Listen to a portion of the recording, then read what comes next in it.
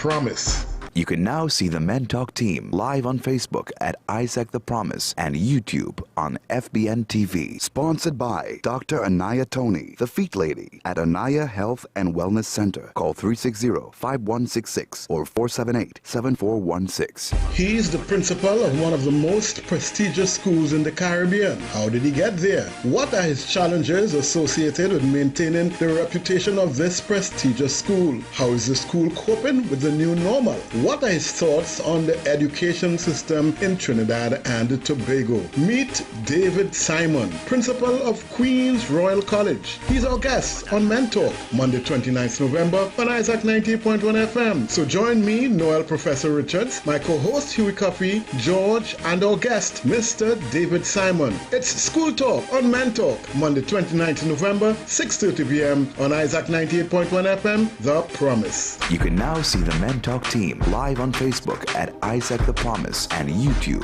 on FBN TV. Sponsored by Dr. Anaya Tony, the Feet Lady at Anaya Health and Wellness Center. Call 360-5166 or 478-7416.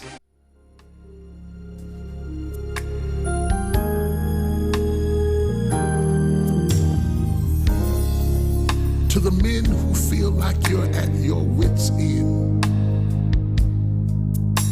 don't know how you got it. Okay, 6:34. Good evening, and welcome to all the folks. Welcome to Men Talk on Isaac 98.1 FM, The Promise. We have just a little late start today, and that's because we had an impromptu interview just a few minutes ago, so we had to wrap that up to start this segment. So welcome to Men Talk. And if you're new to Men Talk, if you perhaps new to the station or new to the segment, Men Talk really is a time that we set aside every Monday from 6:30 p.m. where men get together and do just that, talk. And we talk because we understand that talking brings healing, talking brings restoration, talking helps you to empty yourself so that you can be filled again. And we have found, historically it has been shown that men do not talk much. We keep everything bottled up inside. So if we are to be released as men, we have to talk. We have to empty ourselves.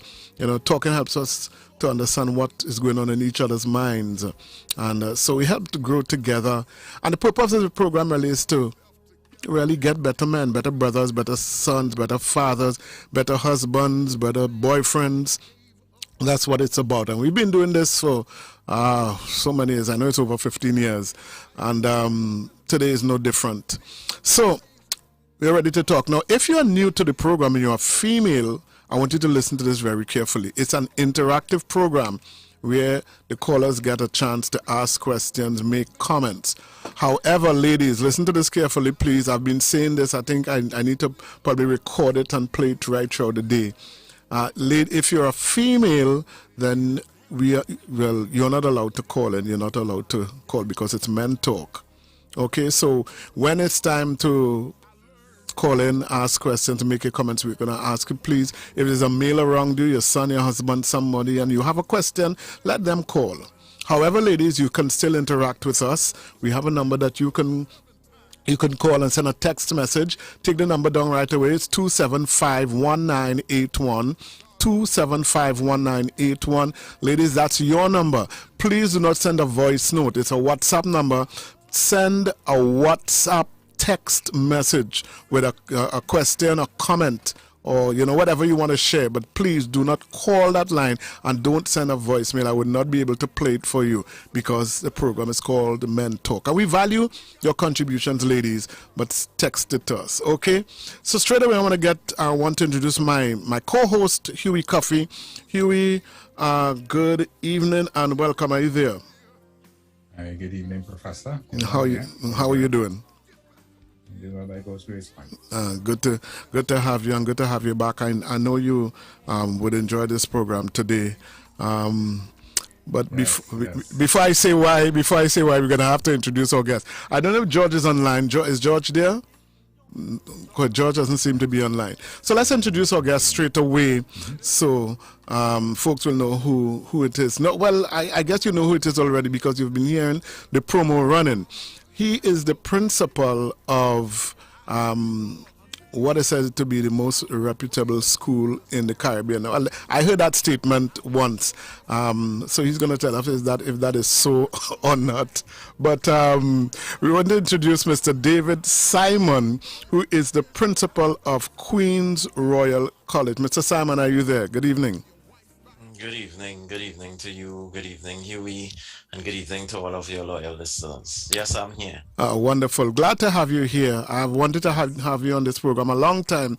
I only got the opportunity just a couple of weeks ago to really connect with you. So it's good to have you here. Now, let's first of talk about who you are. As a matter of fact, before that, Huey, I was saying today might be a special program for you. And you want to tell us why? Why? Or you don't know? I know last week was special for me.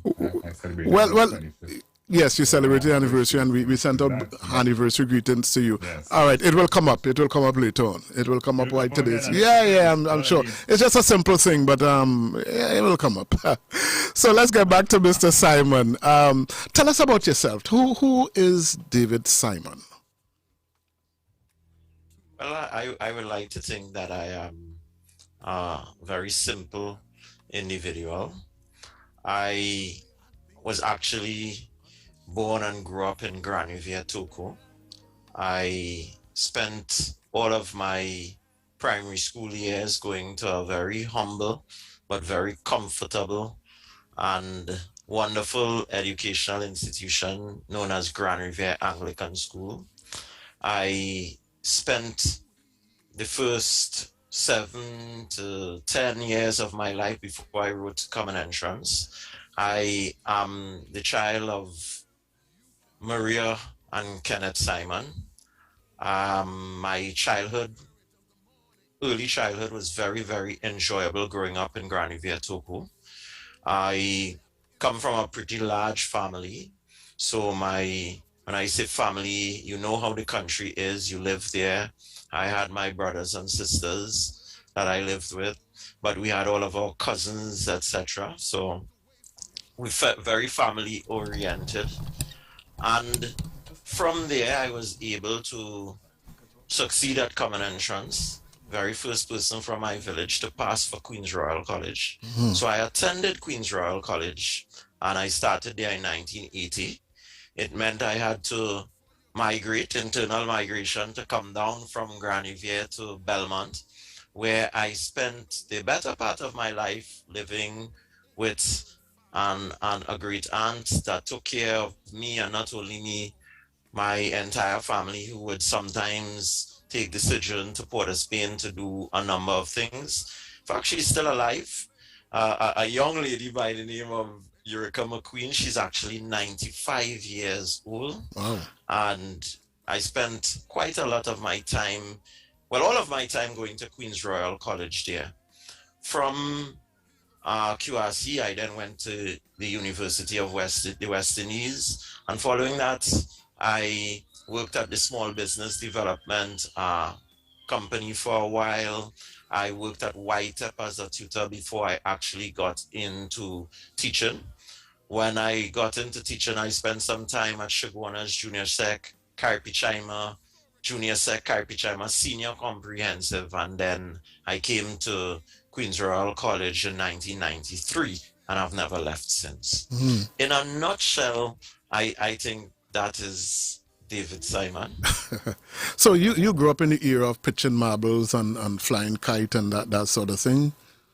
Most definitely, yeah. Although I must admit that from very young, I sort of fell in love with athletics, cricket and football. But I did pitch marbles, I did fly the kite and enjoy going to the lagoon to get crabs right behind my house. Oh, you really? can get crabs there. So yes, growing up in the country is a totally different life. I remember as a young man as well, very young, my mother was into agriculture. In fact, she took charge of 2 gardens in the country.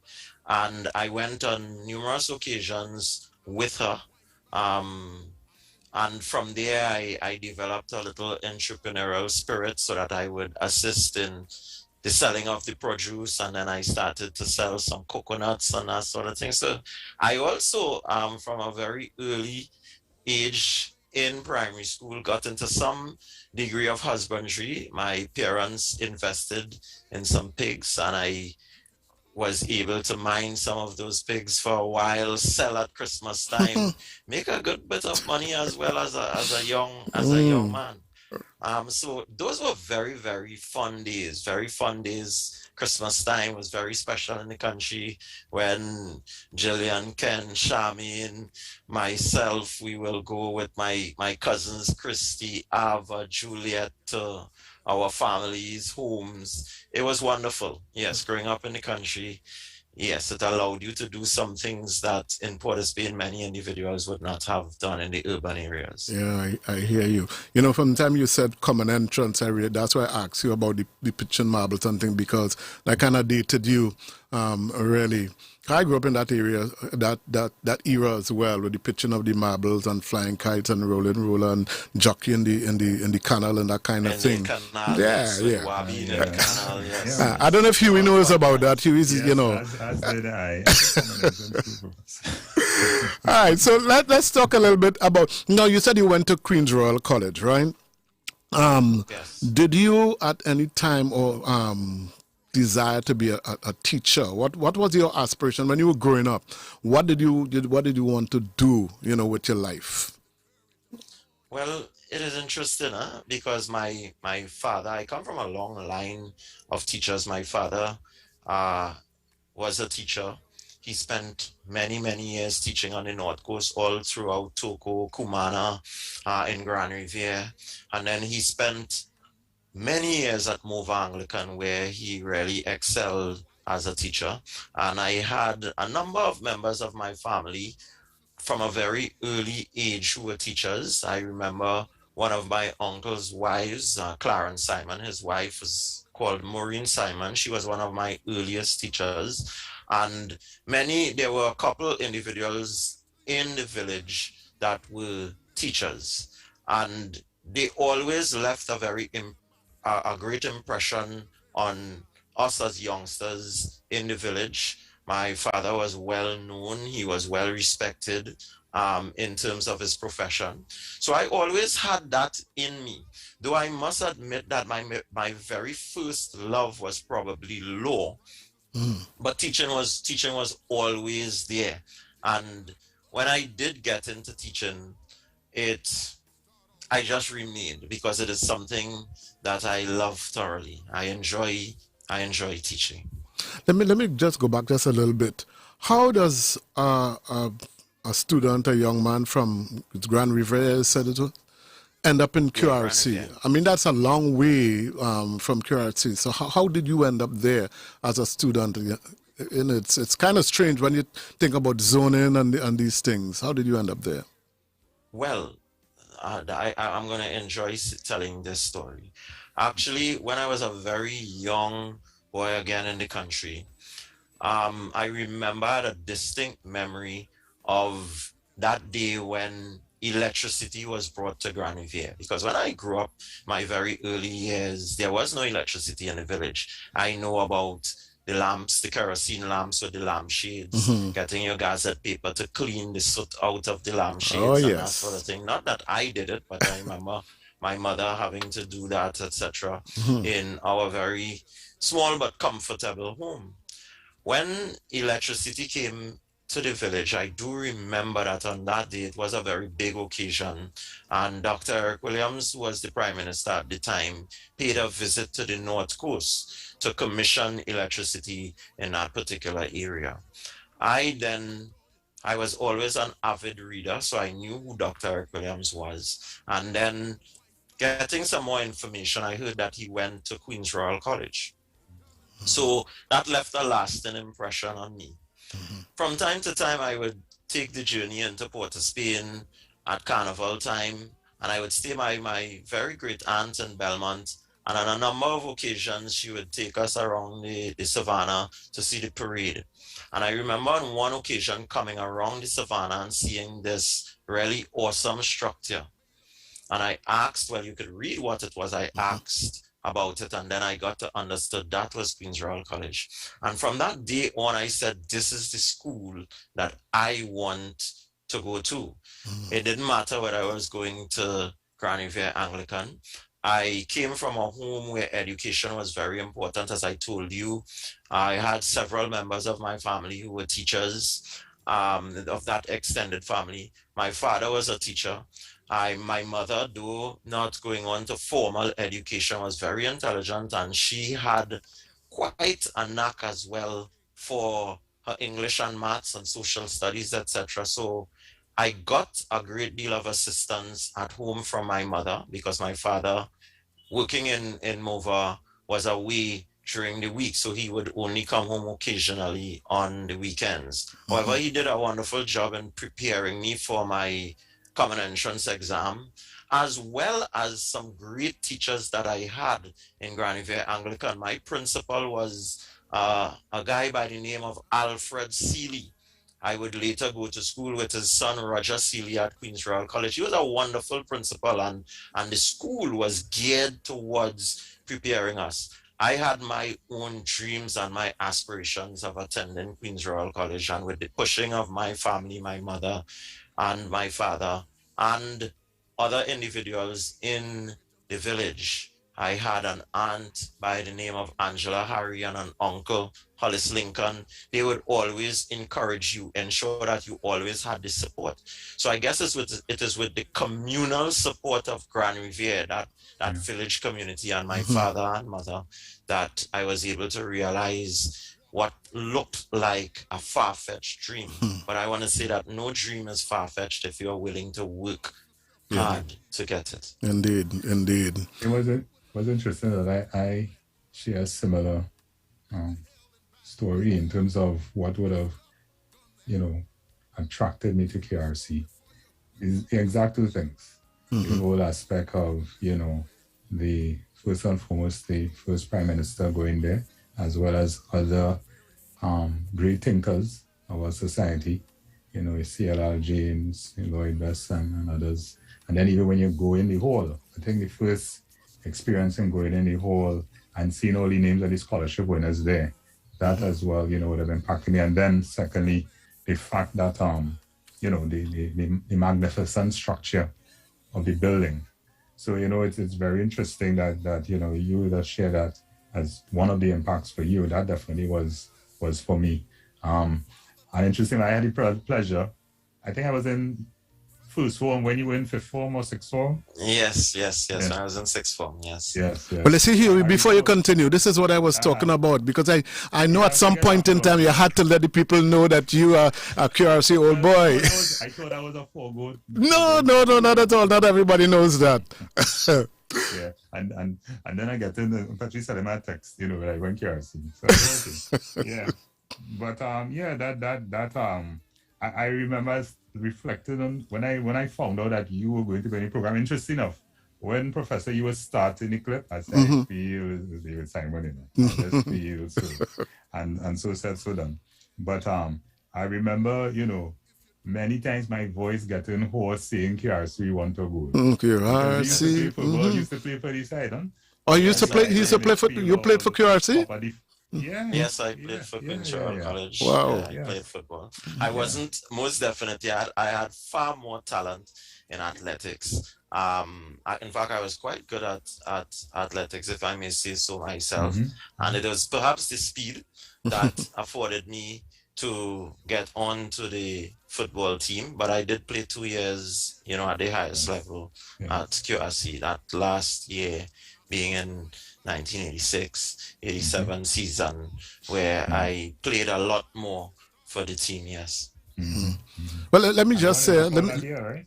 No, we didn't. We won in 87.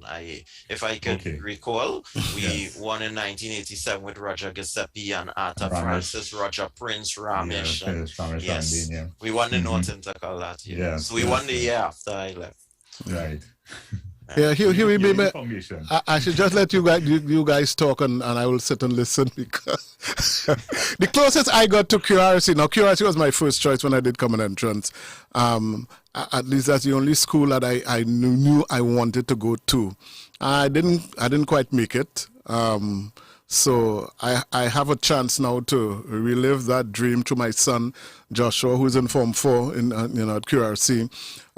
So I got an opportunity. The first time when there was orientation, it was my very first time going into QRC when he came in Form 1, and I said, wow, I should have been here. I should have been here. But, that's life. That is life. So, folks, you're listening to Men Talk on Isaac 98.1 FM, The Promise. In studio today, Huey, Cuffie, my co-host. I'm Noel, Professor Richards. Our guest today, Principal David Simon. He's a principal of the Queens Royal College. We'll take a short break and come back with much more. Hey, David, what you now, boy? How you looking spritey so? Just the other day you complaining to me about back pain, chest pain, your foot swell up, circulation, all kind of thing. What you take for that, boy? Jamal, boy, I went by the feet lady, and not just me, I carry the family too. Boy, the family I history that arthritis, kidney problem, diabetes, circulation, acid reflux. You call all of them just now. I had a pinched nerve too, and a cousin with lupus. And boy, the feet lady help you with all of that. And Naya Tony, boy, she's no joke. She even helping you if you had a stroke. Call she today, boy. Don't make joke. Call Anaya Tony, the feet lady of reflexology, today at 478-7416. One of the most prestigious. All right, okay, so back on track with you. Back on track with you right now. We're speaking to David Simon, principal of Queens Royal College. Mr. Simon, so you were a teacher, you taught... I taught history and social studies. History and social studies, right. Yeah. Now, how did you make the transition from teacher to principal? Was it a desire of yours to be the principal of this school? How did it actually happen? No, it was not an initial desire. Actually, I was always thrust into leadership. I must say, from primary school, I was my football captain and cricket captain in Granivere Anglican. In my final year, I was one of the leaders of our Red Cross team under the guidance and tutelage of Maureen Simon. So I was introduced to leadership from very early. And one thing about Queens Royal College, when you get there, we are very, very big on leadership, getting our young men to accept responsibility and to be leaders in their own right. And that happened to me at Queens Royal College as well.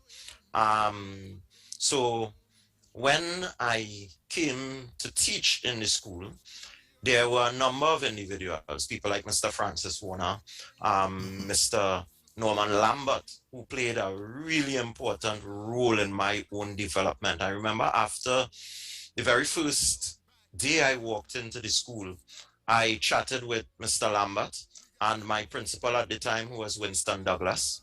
And I recall Mr. Douglas saying to me, "You have arrived and there is a third form class that as of tomorrow, you are going to be the form teacher.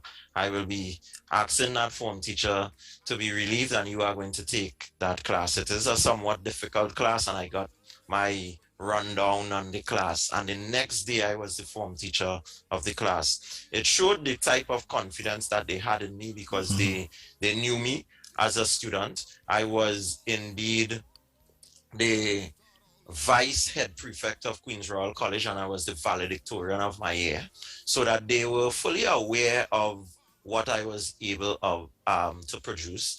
And I think that right away they showed a great deal of faith in me. So I spent 2 years as a form teacher, and then I was summoned to the office on one occasion by Mr. Lambert again, in conjunction with Mr. Douglas, to tell me that from the start of the next term, I'm going to be a dean of discipline. So I think they had their own plans for me. So 2 years into Queen's Royal College, by about 1995, 1996, I started operating as a dean of discipline in the school. And from there, I was able to progress over a period of time. I served as dean right up until I became vice principal, really, and I also served a period as the head of the history department for a number of years. So I was dean and head of department simultaneously at one time. And then eventually, over a period of time, I really enjoy this aspect, not only being in the classroom, but the administrative aspect.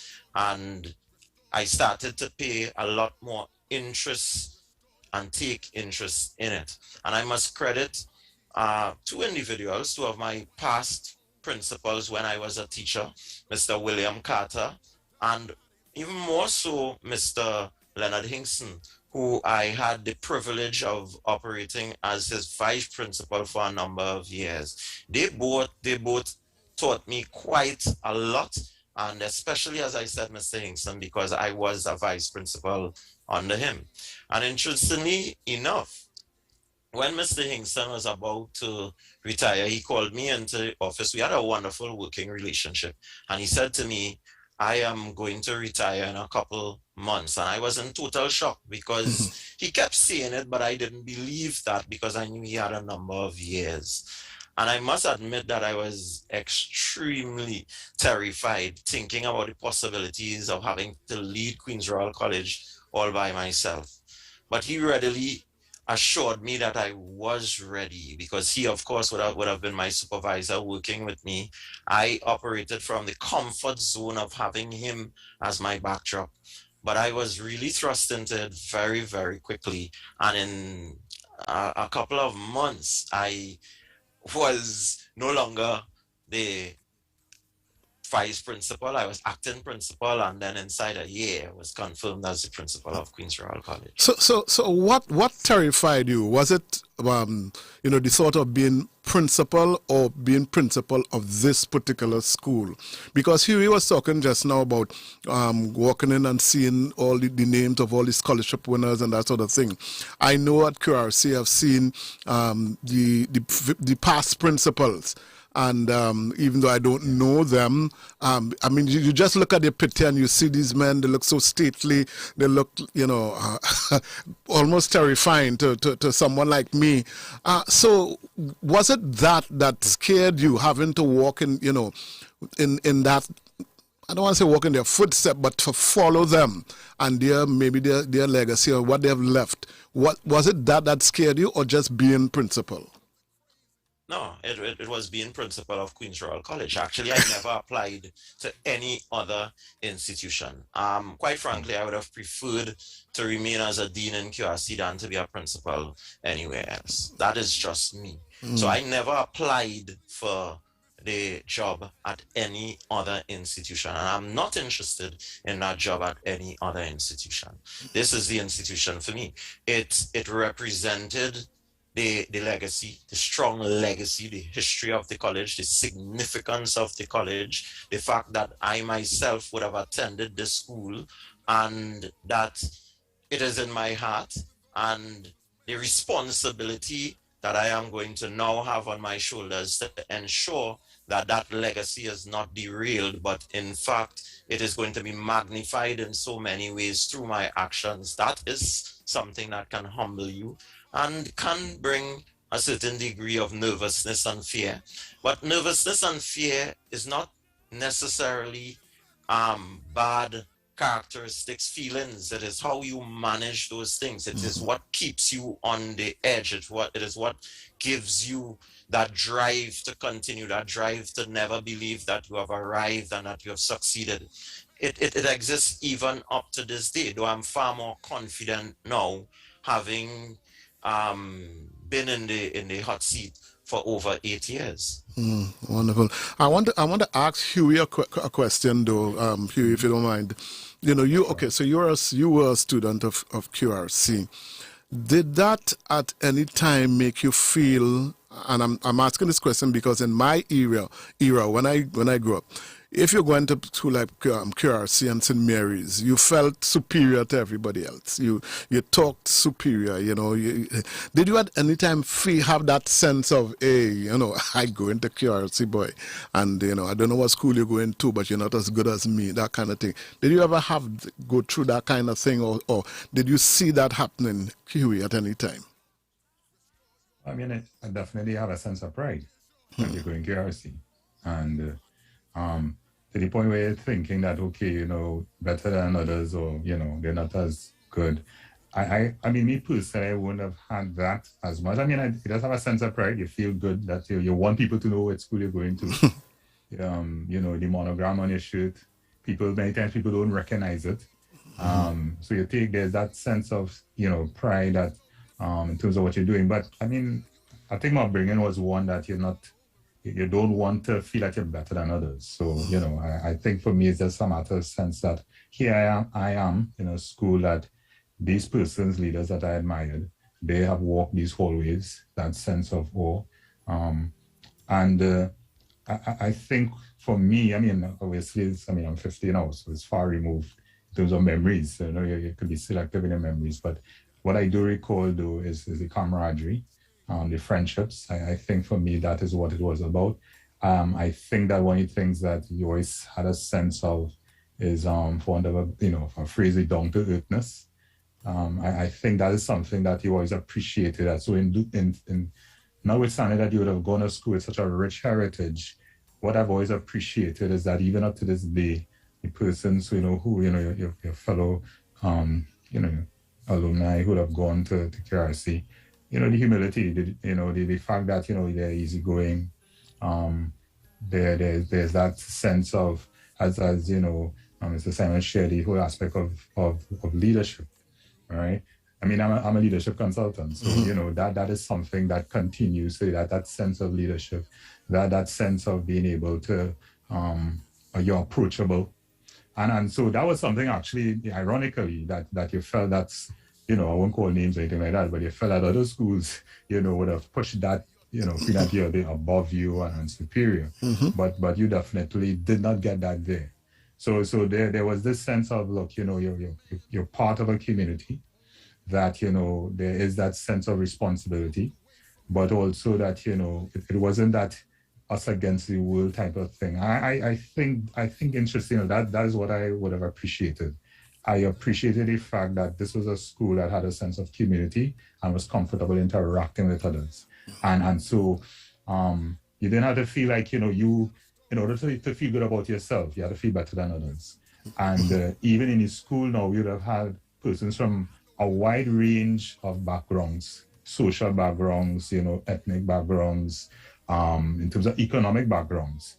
But, you had that sense that, we are brotherhood, right? And I think that was very important. And even up to this, you have to deal with stories of parents with children from other schools. You never got that sense in QRC that you had to pretend to be someone else. And I think that is something that, generally I appreciated in terms of the students, but also the teachers. I think, Mr. Simon has shared some names there that, Mr. Singh was my Spanish teacher, Mr. Water, my English teacher. Wonderful persons, people who went to the school as well. And so that heritage continued and that really instilled in you a sense of confidence in terms of what you're doing. Pull you up when you do shippiness. I think that was the next thing too. You were challenged, right? I think a gift in the school is this ability to use humor in a corrective way, So, you crack at a joke, but, you pull up in the ship with it. So, it was purposeful humor at times. Definitely at times, we as students, we could go overboard with the humor. But you had, I appreciated the strong, as mentors, I appreciated the presence of strong male teachers as well. And so you had that, that is a heritage I will always appreciate. With some, we had some very wonderful female teachers there as well, like Ms. Prasad, and who were really, up to this, even when I went to university afterwards, would have taken an interest in your progress and whatnot. But I definitely would say that my experience there was one that I felt equipped to really and an eagerness to make a contribution to society. So I'm thankful for that. Yeah, thank you. Do it again. The time is 7 minutes after 7 o'clock. You're listening to Men Talk on Isaac 98.1 FM. The Promise. Our guest today, Mr. David Simon, who's the principal of Queen's Royal College. We're going to open up the lines in just a few minutes. But Mr. Simon, I want to jump straight to present day. The pandemic has come and it has hit everyone and all sectors of the society, including the educational sector. How is QRC coping with what is being termed the new normal? Because we have, I know of the challenges of virtual learning and physical learning, that sort of thing. I don't know how other schools are handling it. I could only talk about Queen's Royal College because my son goes there. Well, one of my sons would go there.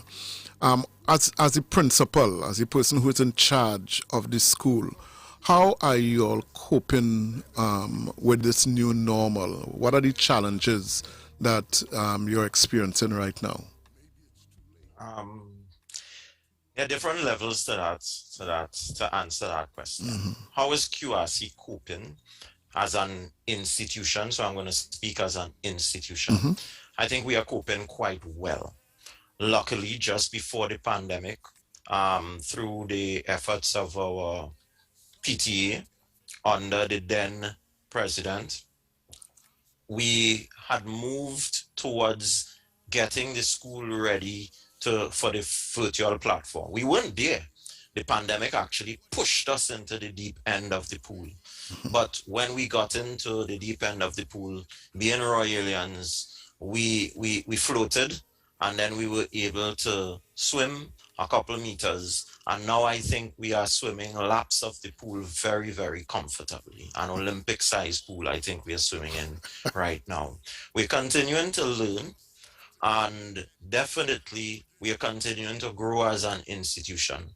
But generally, I have been satisfied with the wonderful work of the PTA, that supportive group, the OBA, and all of the other elements of the college on the outskirts, my staff. I want to sing praises to the staff of Queen's Royal College, who have been under tremendous pressure, like all teachers in our country and worldwide. But they have risen to the challenge. Not that we as a school do not have challenges. Queen's Royal College is a microcosm of the wider society. So we have challenges with some of our teachers. We have excellent teachers, and we have some of our teachers that may prove to be very, very challenging. Mm-hmm. But nonetheless, it has never crippled the Queen's Royal College. And as a staff, we have done a magnificent job. So I would like to publicly acclaim the staff of Queen's Royal College for the wonderful job that they continue to do. And I think the young men of the college have been very, very resilient. We have been working, continuing to talk with them, continuing to expose them to many different things to try to enrich their experience. Mm-hmm. So there's that level. Wonderful. And then there is the level of our students. Mm-hmm. They are struggling, especially my forms 1 to 3 who are now at home. Mm-hmm. We have a second form, a group of them who are in second form who never spent 2 days in their school. Yeah. We have a group of first formers now who have come into their school. This was their dream school, like mine, when I passed and I saw this building, and they've never sat a day in a classroom with a teacher in front of them. And what is taking place in the wider society now in Trinidad and Tobago with the increase in numbers, I don't know what is going to happen in January. So are they struggling? Yes, they're struggling. These are young men. We know that young men are educated differently to their female counterparts. They need activity. They need to be up and moving. That is not what they're getting with the online learning at this time. However, I must hasten to say that this is the best we can do in the given situation. And in the given situation, I am happy with what we are able to provide our students with. But Do I feel their pain? Most definitely. One of the things that I have noticed is that, especially with the exam classes into the sixth form, the fifth form, for the very first time in QRC, we had a number of individuals who absented themselves from the exam. This was our highest absenteeism rate, I don't know in how many years. And I do not think that this is something that is unique to Queen's Royal College. I think this is going to go across the board in not only schools in Trinidad and Tobago, but worldwide. So there are really huge challenges for boys in particular, even for girls. But let me tell you, it is worse for boys because of the type of learners that boys are. Yes, indeed. And you know, Huey mentioned something just now, and I understand that when you talk about wearing the uniform and having the monogram, that sort of thing. And this is something that some of these boys would not have experienced. You know, walking the streets and people seeing you and you're feeling good. Well, you know, I'm a Royalian, I belong to QRT. They haven't had that experience, some of them as yet. So that would be part of the challenge that they have right now, that they've passed to this school that they put as a first choice or whatever choice, and they want everybody to know. You want to walk the street and people point you out and say, hey, he's going to QRC, and they haven't been able to experience that. So I guess that's one of the challenges that these young men have. So the question is, what do we do? What can we do? I'm talking about the whole education system.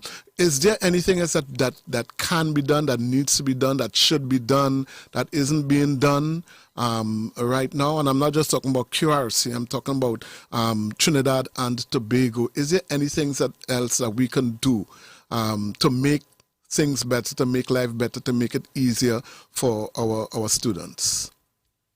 Well, that is a question that requires a multifaceted approach in terms of what needs to be done.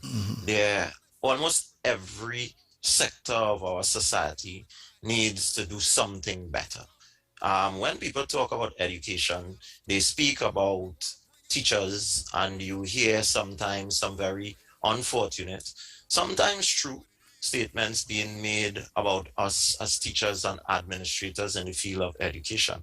But I want to say at every single level, we need to take ownership.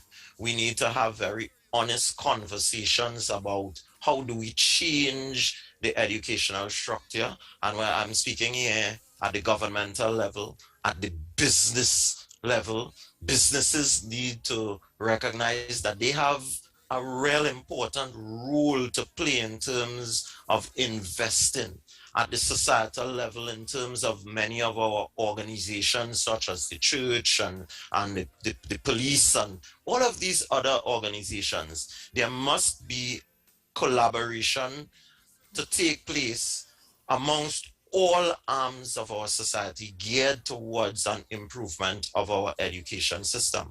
I think COVID, this particular pandemic, has presented us with a wonderful opportunity to uproot some things. We don't have to uproot everything, but the opportunity is there for us to uproot certain things and to be able to plant new seeds. But for that to happen, we have to change our philosophies, our mindsets. We need to recognize that the only way this education system is going to work and really achieve the goals, some of these goals which we need to realign, is by us coming off of our high horses, being very humble, recognizing the significance and the importance and the contribution of each other, and then having some real conversations about what needs to take place. You know, I hear people talking about the SEA exam, for example. Let's just take that as an example.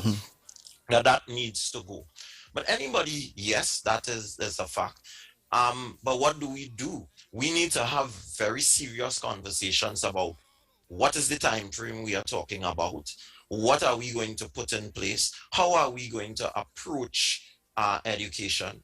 What do we need to change about our existing structures for us to have a more equitable education system where equity is very important, where equal opportunities for those individuals who have their physical and mental challenges. There is a lot that still must take place in terms of discussions, in terms of directions, and we have to be real. And many of us, some of us, we need to come off of that hypocritical stance that we're taking, because there are many individuals who talk about wanting to change the SEA and the whatnot, but are they willing then to see the schools like Queen's Royal College, which were considered prestigious in our society, are they willing then to see the transformation that must take place in these schools? Because if you're talking about the uprooting of this system, the schools like Queen's Royal College and many of the other schools that are considered to be the prestigious institutions, they are going to be called upon to play different roles in our society. Yes. Will the status quo allow that to happen? Do they want that to happen? These are the very difficult questions that we must have. Yes, I hear you. It's 18 minutes after 7. We want to open up the lines to take some calls. If you have any questions or comments to make, you can, ladies, remember, you can WhatsApp us at 275-1981, 275-1981. Men, the numbers to call are 622-1981, 622-1981 and 628-1981. You have a question or comment based on the conversation we've been having with Mr. David Simon, Huey, Cuffie, and myself. If you have a question or comment, feel free to call now, 622-1981 and 628-1981, and ladies, 275-1981 for you. Please do not call the other two numbers. I will have to do as you all force me to do all the time and say I can't take a call, and I don't want to do that. Okay, so 622-1981, 628-1981 and 275-1981 for the ladies to send in their WhatsApp. In the meantime, and we don't have much more time, so you got to do it now. You know, you folks always wait until it's 5 minutes to go and then you start calling in. So we have some time now. We have about 10 minutes. So please call now and ask your question, make your comments. So you have a call on the line. Hello, good evening. Okay, try again, please. 622-1981, 628-1981. Perhaps it was a lady and she heard me and she decided to hang up. 622-1981, 628-1981 and 275-1981 are the numbers to call. You know, while we wait on the call, I just want to say as a parent, one of the things that, okay, let's take a call first. Hello, good evening. You're on the air. Good evening. I just want to find what is the scout movement in QRC now? Say that again, please. What is the? It is the scout movement at QRC. Presently. Or the scout movement. The scouts are operating virtually. Of course, you know, we have to wait on instructions from the Ministry of Health and the Ministry of Education before they can actually meet in person and continue with their scouting. But I am very pleased to say that the scouts have made use of the virtual platform. They have had scout meetings and they continue to exist virtually. They've even had band practices virtually, where they hook up and they play their parts separately and then they come together all and then they play the parts. It's not perfect, but they're working with it. So yes, they are still operating. The virtual world. 622-1981, 628-1981, and ladies, 275-1981. You can send us a text message to that number. So I was saying, one of the things I appreciate as a parent, no, I don't know if this holds true in other schools. Maybe, I don't know, but I could only speak with that which I know. And that is, I am able to track my son's progress daily. You know, I get a report every day on his progress, the classes, if he has missed a class, if he has he's missing an assignment, that sort of thing. I am able to follow that and know where he is at. As I said, I don't know, maybe other schools do it. I really don't know, but I appreciate that about QRC, in that, you know, I don't have to go on to ask my son, you know, you're up to date with your assignments, what is happening. I can track that on a daily basis. Well, I chose daily. I guess you have a choice of daily or weekly. And I used to do it weekly. I used to get the reports weekly. Now I do it daily. So I can follow him, and I can I'm there as a parent to be able to tell how he's doing and what he's doing, and if he's not there and that sort of thing. And that is one thing I really do appreciate, because I'm able to get involved in what is going on with him, with his classes, and where he's at, and if he's having any issues, any problems, that sort of thing. So that is one of the things that Curiosity has in place, and I really, really, as a parent, as I say, I appreciate that, because it helps me monitor my son, even more closely than I would have been able to, with the absence of that. So. Thank you so much. Thank you so much for that. Thank you. You're welcome. Yeah. I think Mr. George Ward, the past president of our PTA, deserves a lot of credit for that, getting us on the Google Suite to expose to all of the different aspects of Google. And of course, our deans and form teachers and teachers will be very happy to hear how you feel about that. It's a lot of work. It takes quite a lot, but these are important elements that we've added to the online experience, has allowed us to blossom in other areas, and we're thankful for that. Yeah. Let me ask this question. Curiosity has a rich history of football and, sports. And how are you all coping now that you can't go outside on the field? I too grew up in the area where we were saying QRC, we want to go, because even though you didn't go to QRC, but that song was so catchy that everybody used to sing it, and I was there for Intercol. I supported QRC because I told that was my first choice. Didn't get to go, but I supported. And my school that I went to was not involved in Intercol, at least not at that level, the Intercol level. So you had to pick a school to support, and Curiosity was my school. So and being an outsider and supporting them so much, I can imagine how it feels, or what it feels like to be part of Queen's Royal College and not being able to continue that rich heritage. That, not just football, athletics, sports, different things. And in fact, you could tell me some of the things that Curiosity have been involved with over the years. We don't have enough time. QRC has been involved in everything, in everything. But let me just deal with that question that you rose. You asked. They're not coping. This is at the heart of the educational experience. What happens at QRC is, you started off by talking about us being the best school, and I wanted to correct you there. We don't see ourselves as a school. We see ourselves as an educational institution. Okay. And here is where we have the development of all aspects of the child. And I was speaking about young men. Could you imagine those young men who are cricketers, the water polo guys, our rugby guys, the footballers? We haven't had football for 2 seasons now. I know a particular young man, his goal, he worked hard at coming into QRC. In fact, he didn't even pass to come QRC. He came after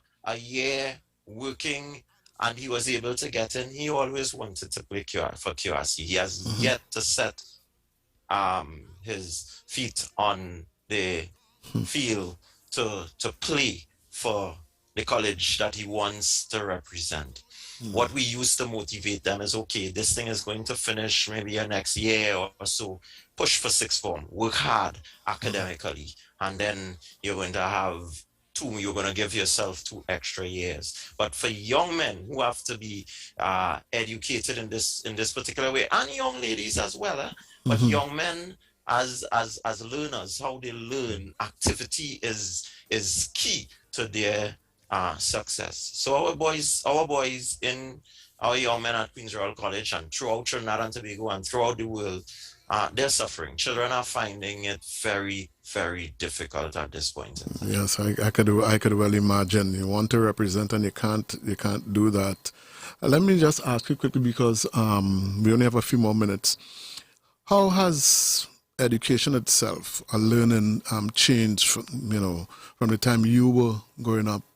You did common entrance and, you went on to secondary school. What is the vast difference now?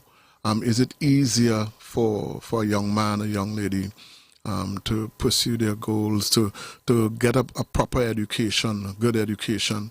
Is it better now? Is it more challenging now? What do you think? Well, the interesting thing is that everything you said, you're correct. It's easier, it's better, but it's more challenging, it's more difficult. Long ago when we were faced with our educational expectations and choices, they were relatively limited. There were set styles of teaching, etc., where even the rod played a very important role for some of us. Oh, yes. Yes, that has changed, and the theories in education now suggest that that may not necessarily have been the best thing. The opportunities that these young men and women have, I mean, come on, they are in a stratosphere compared to when we went to school.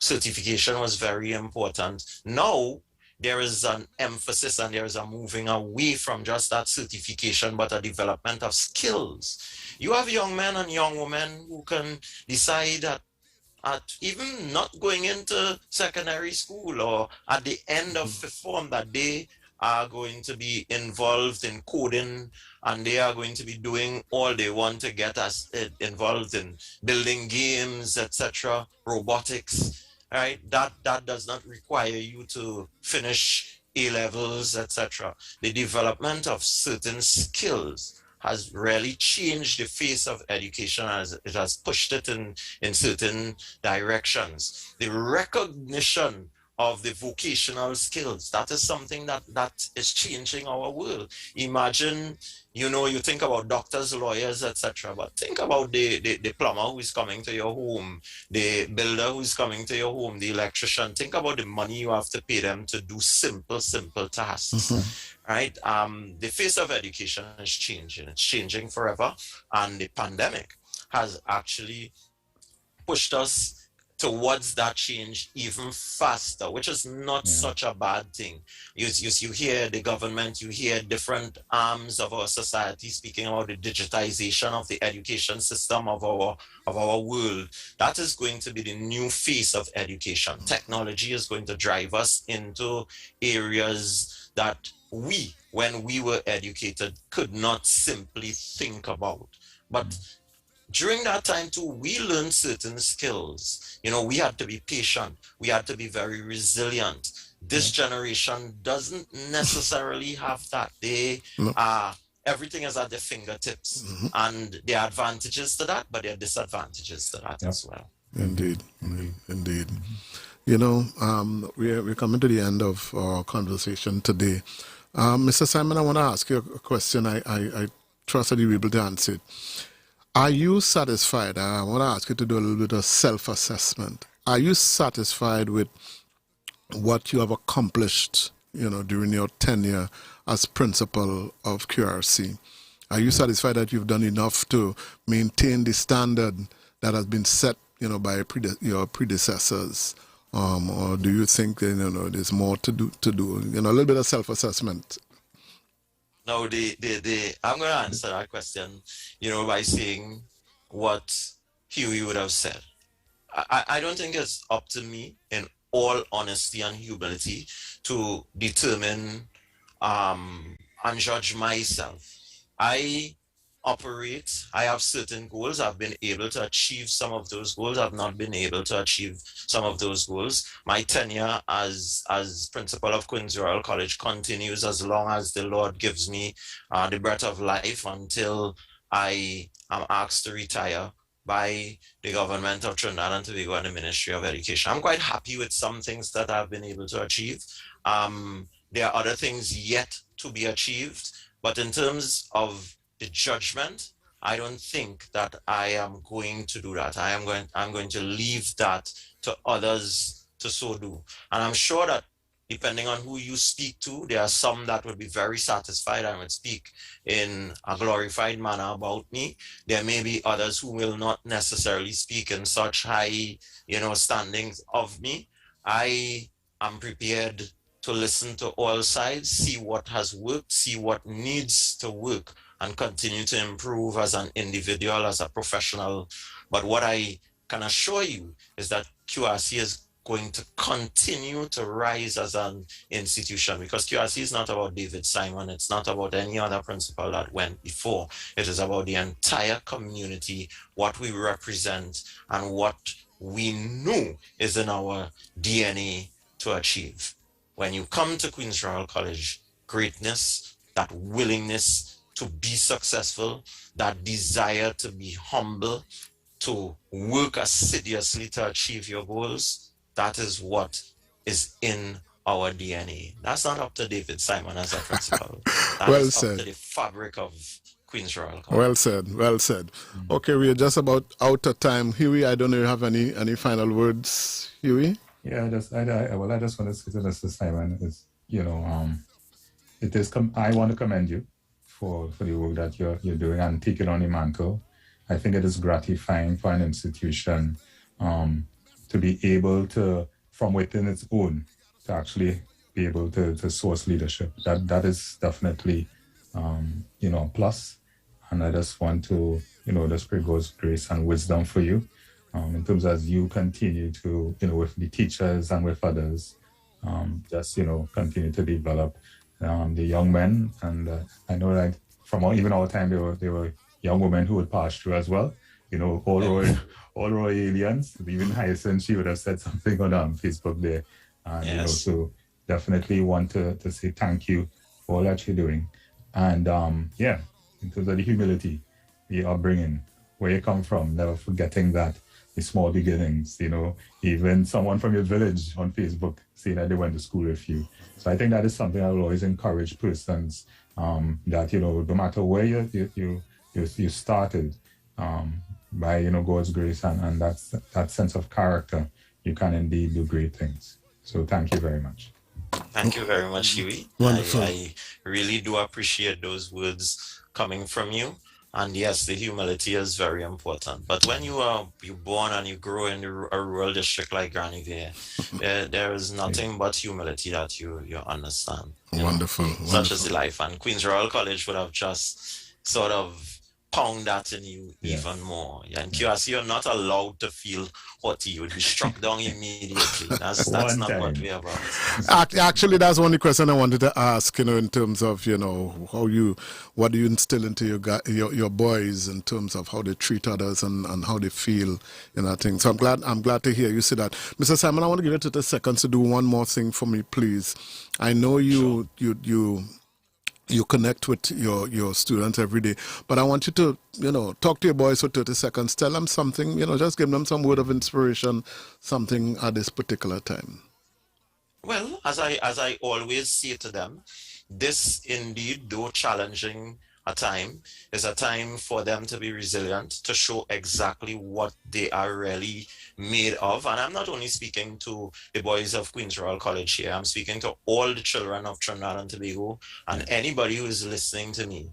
These are indeed difficult times, but once you are resilient, once you stick to the task, once you are prepared to work at your particular goal, you are going to come through this, you are going to achieve, and you will be in a position to reflect and recognize that this has made you a better individual. You wouldn't be able to see it right now, right? But certainly you will be able to see it.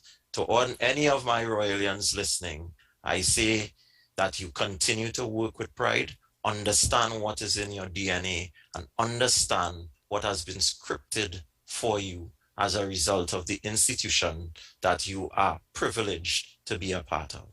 Amen. Thank you. Good note to end on. Mr. David Simon, thank you so much for guesting with us today and sharing, your thoughts and everything else that you shared with us. And all the best to you and the Queen's Royal College for the future. Thank you very much. Thank you very much. And all the best to you, Huey, and all the best to you, Pastor, on your show. I really enjoyed it. Take care. Bye-bye. All the best. Bye. Take care. Bye.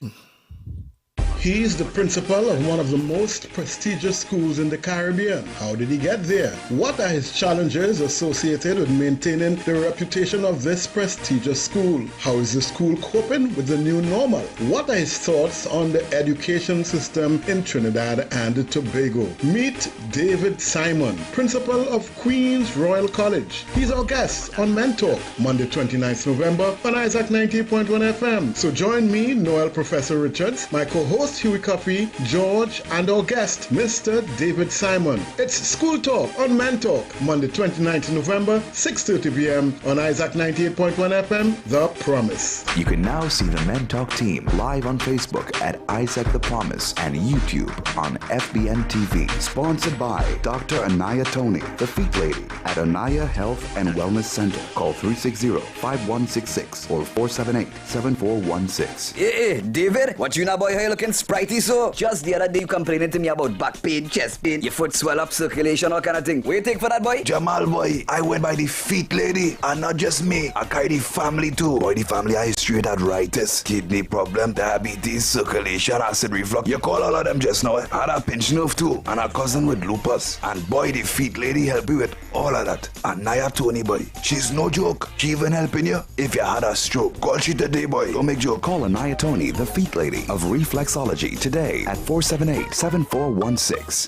A traditional